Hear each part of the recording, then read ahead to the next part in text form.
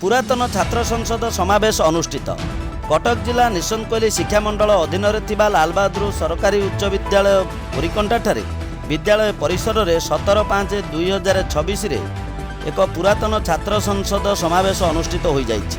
छात्र संसद सभापति तथा शिक्षाविद भैरवचंद्र जेना अध्यक्षतार आयोजित समावेश अन्यतम अतिथि भाव वरिष्ठ शिक्षाविद कृष्णचंद्र नायक उपेन्द्रनाथ महांती प्रमुख जोगदे विद्यालयर आगामी भविष्यत उपरे निज निजर मत रखिते।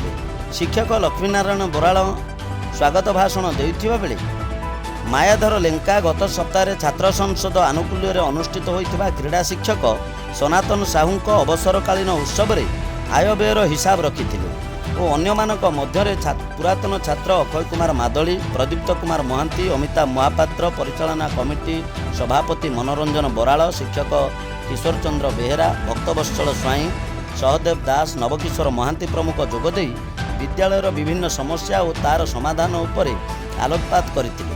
एही अवसर में परिचालना कमिटीर सभापति मनोरंजन बराळ को उत्तरीय मानपत्र और पुष्पगुच्छ दे सम्मानित करा जायतिला।